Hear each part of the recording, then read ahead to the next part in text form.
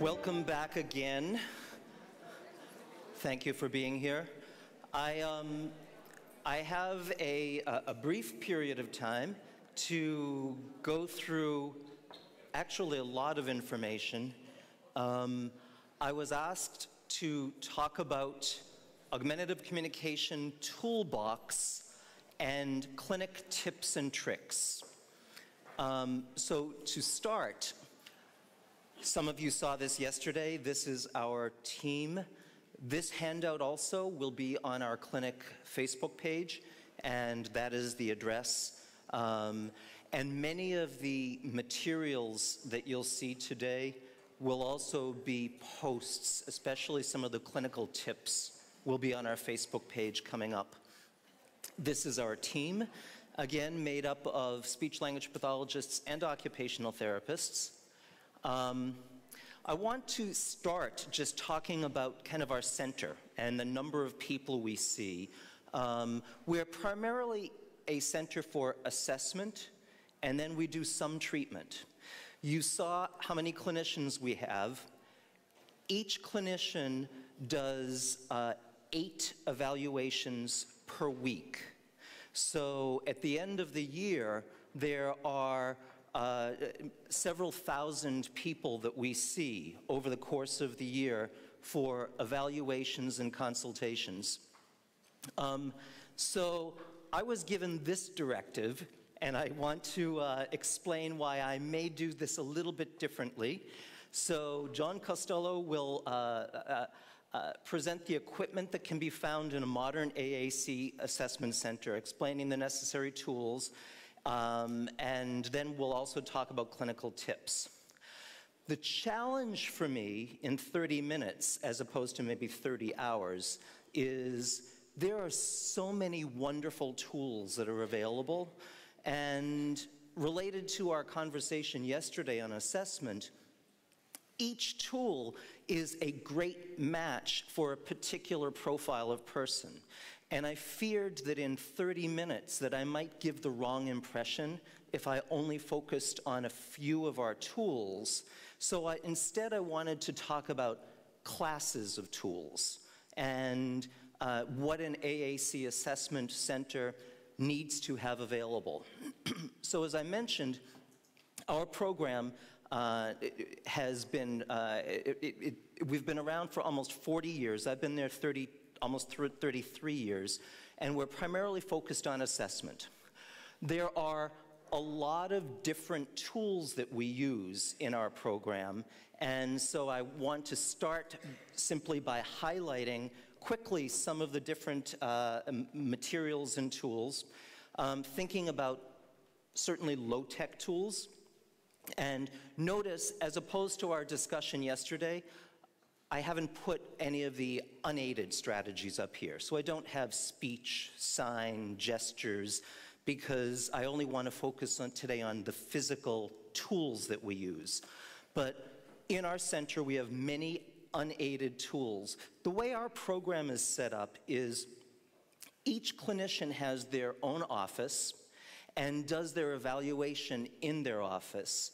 So many people have tools and materials that they make specific to the profile of child that they're seeing. And I should mention, by the way, in terms of who we see in our center, what that profile is. We're a children's hospital, as you know. We're very, very fortunate to have medical professionals in our center that believe very strongly that it is far better to start early instead of wait. To the point that our neurology department, our neonatal neurologists, many years ago believed that they did not want the young children they were following to have to wait for our next opening, because we're a very busy clinic and we have a long waiting list, sometimes 6 or 7 months. So our neurologists in the neonatal neurology program started referring babies to us before they were born, because they believed when they were working with families where they knew it was going to be a complicated birth, that they wanted those children to get in to work with our team as early as possible. For that reason, I can say that we will have children as young as weeks old, going all the way through certainly school age, but then many people that we see, once they're seen at Children's as children, they never have to leave. So I have people I've worked with for 30 years who are now 50 years old. And then we also now have an adult program for people with ALS. So keeping that in mind, I want to just go over the broad spectrum of tools. There are these object-based tools, as you see here, all the low-tech tools. Many of our high-tech tools, as you see, starting with simple voice output communication aids.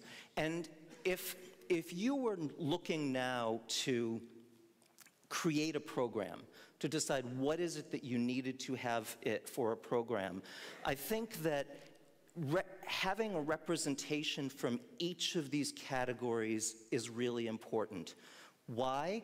Because presumably when somebody comes into your office, when you meet someone for the first time, you don't know what their true possibility is, what their true potential is. So you want to be able to meet that person at every single possible level.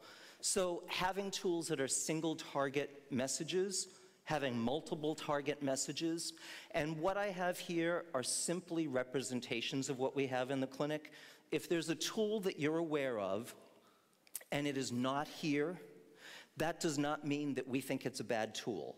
Just so you know, it just happens to be that I didn't have room to put it up here. So it's more the categories that I think are really critical.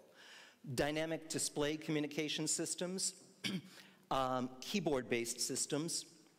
So now I want to just talk in general about kind of going into an office, what materials might be there.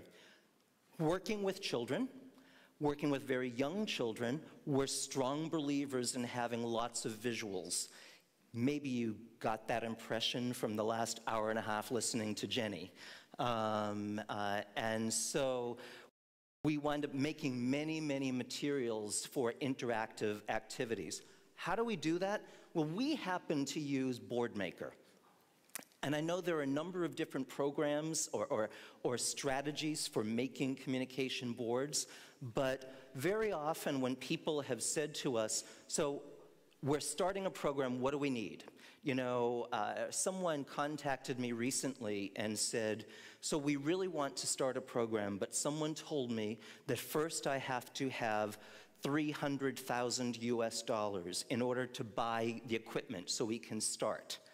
And I said, you need BoardMaker. You need some simple voice output communication aids. You can start there when you're beginning a program and then grow it from there. So having a tool where you can make communication boards is really key. Low-tech tools, so in our spaces, in our office space, we all have many, many different types of tools readily available, have sort of a file drawer where we'll kind of go through to pull out the different materials. And in a few minutes, we're going to talk about clinical tips. And I'll kind of get to some of those tools more specifically there. Mid-tech tools, and by the way, for those of you who are snapping photos and I'm moving too quickly, this will be up as a handout, so you'll have it again if I go past what you want. So having many of the mid-tech tools here, really important to have in the clinic. App-based options. Now, obviously, if we talked about this topic a few years ago, we wouldn't be talking about apps at all. I want to make it very clear, absolutely, we use iPads, we use tablets, we use apps, but they are not the default tool. And I say that because we've come to learn that many, many people believe that all you need is an iPad. And yes, there are iPads now where, or there are ways that you can have alternative access to your tablets, et cetera. But if you are doing a thoughtful assessment, it's not always the best tool.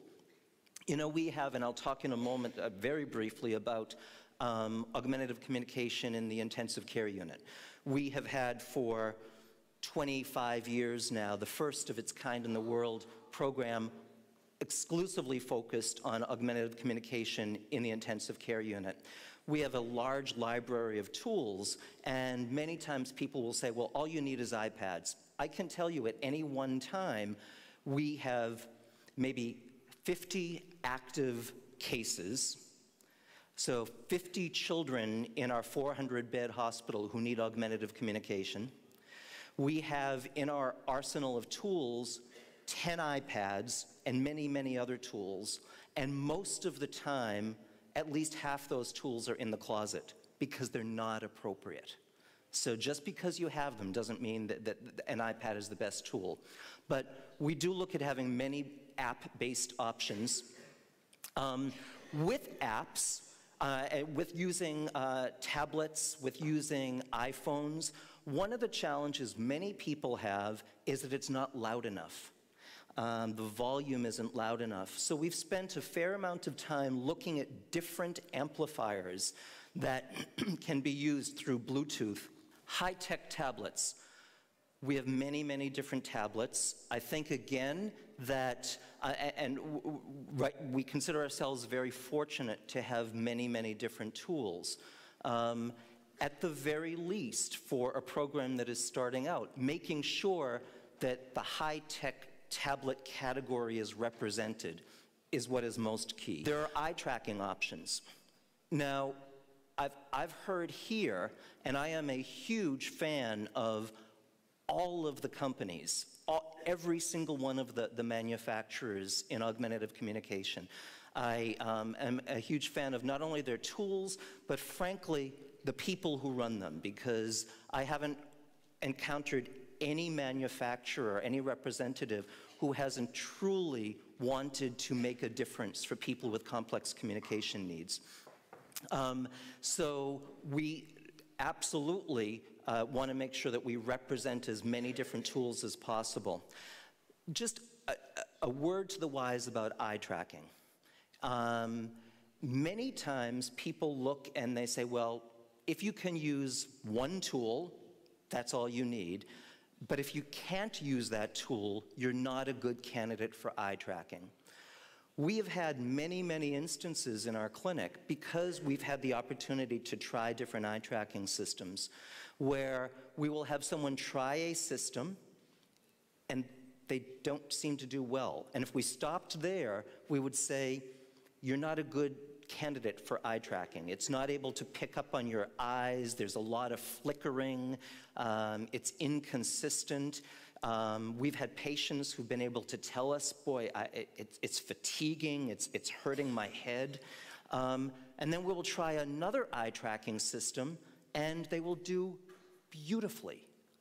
And so I think what's important is we keep hearing in the field that folks reference one particular eye track system. And if that one doesn't work, then that person is eliminated as a candidate. I would encourage you whenever possible to make sure that people you're introducing eye tracking technologies to get to try out different systems, especially if there seems to be difficulty in using the system. Again, this is our tech lab. Alternative access mouse control. We have 3 occupational therapists who are focused exclusively on looking at physical access options. And certainly one of those is looking at alternative access mouse. So having in your arsenal of tools different ways to look at access other than direct selection, other than eyes, other than switch is really important. And here are just a few examples. Switches. We have many, many, many different switches. Also on our Facebook page, there's a handout, which is much easier to see, that goes through all of the switches that we've got in our center right now, who the manufacturer is, what the price is, and in general, how it's used, if it relies on pressure, proximity, if it's adjustable, et cetera. But we have many, many different switches that are important to have in the clinic. And I would encourage you, again, if you're beginning to build a program, that you try to have as many alternative switches available, because much like my comment about eye tracking, we've had people where we have tried switches, whether it's for scanning or for other purposes, and it has looked like a failure. It has looked like they can't do it for a variety of reasons. And often it's related to the switch itself, how much pressure it takes, how long you have to dwell on it, if you have to touch it at all, let alone where it's positioned. So having multiple switches. Looking at mounting is really key. There are, fortunately, representation here where you can go and look at mounting systems. You can see many different communication devices on different mounts. The importance of having a mount that is as adjustable as possible in an evaluation center is really key. As our occupational therapists always tell us, physical access, the ability to actually engage the tool, is at least half the battle in determining whether or not it's the right tool. And that really has to do with how well it's mounted. So having something where you can adjust it is key. So mounting materials, really key. I'm going to run out of time already. So tips. So when Miroslav had said to me, so I want you to share tips from your clinic, I thought it was really important that you know that you saw the group that I work with. I can tell you with all honesty that I am the least smart of everyone in our group. I have incredible colleagues. And so at our staff meeting 2 weeks ago, I said, so Miro asked me to do this. What tips would you want to share? And so many people in the clinic sent me tips. And so I want to go through a few of them here. And then just so I could get in the game here, I threw one in as well. So Christina had highlighted having access to various symbolic representations, something that Jenny talked a lot about this morning is really key. So her tip was always have representations for the message, the tool, the thing, the activity in many, many different representations readily available. So that in your clinic, you can immediately, when you realize, gosh, this kid loves talking about or telling stories about swimming, you can go into your tricks and pull out the right representation. And by the way, the right representation sometimes is the right representation of the moment. Because once I learn that I can use this representation, sometimes you can very quickly go in and scaffold a more abstract representation to that. So Christina was saying, always make sure you've got representations available. Megan O'Brien, who, when I asked Megan, she had a couple of different comments, and the one that I threw up here that I thought was really key is make sure that you always have low-tech versions of your tech pages. Print out those pages, bind them, put them in a book. Why? First of all, your technology is not always charged. Second of all, you can't always use the technology. Maybe it's raining, maybe you're in the shower, the bathtub, etc. So print those out, and you can see a few different examples here of materials, and I think both of those happen to be app-based pages where she's gone and printed those out. Alicia talked again about making sure that you have alternative access options available. And this is again where you can see that, that mount this time in yellow, made out of orthoplast.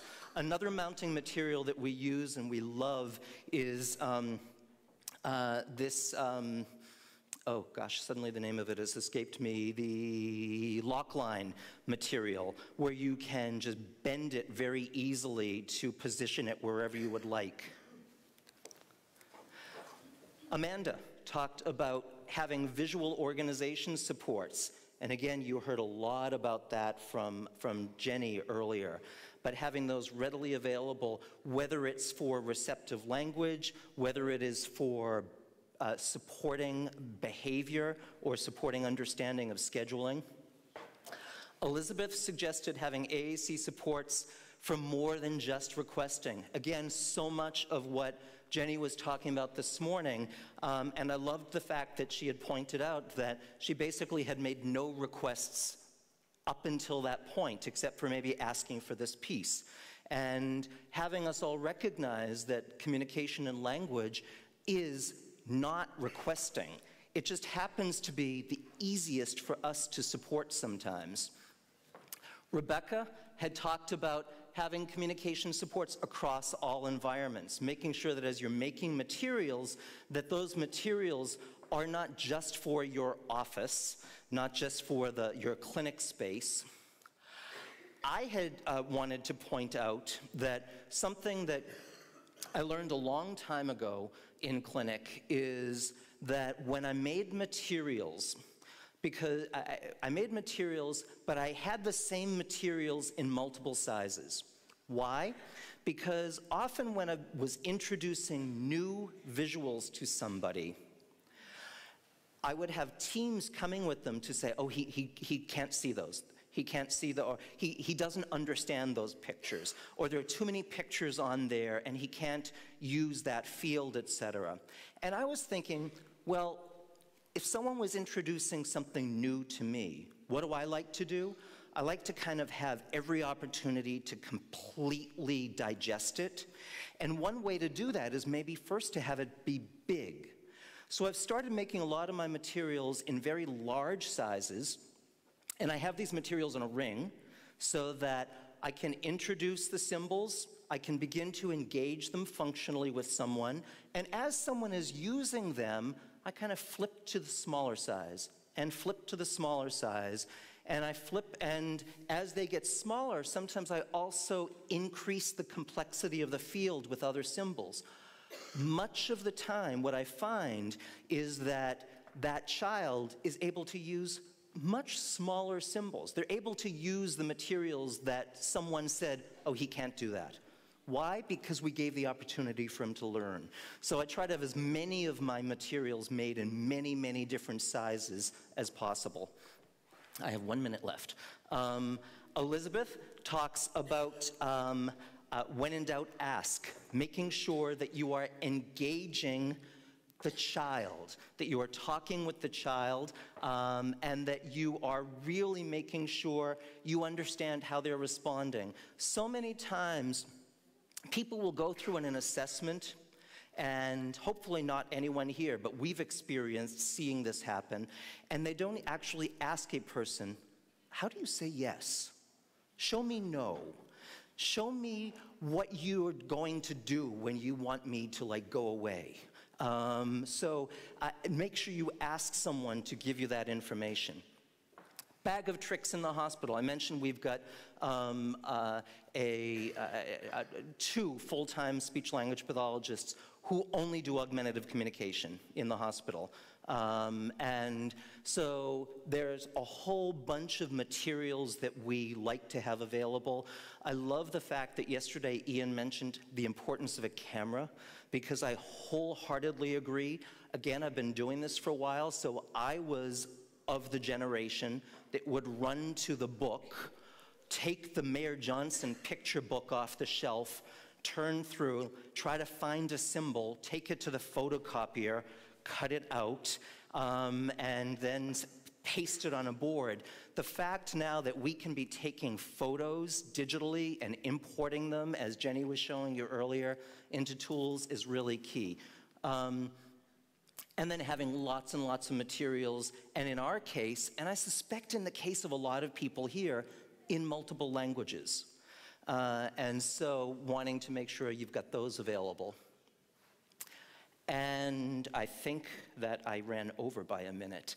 But again, I know that was a very fast overview of a lot of material, a lot of information.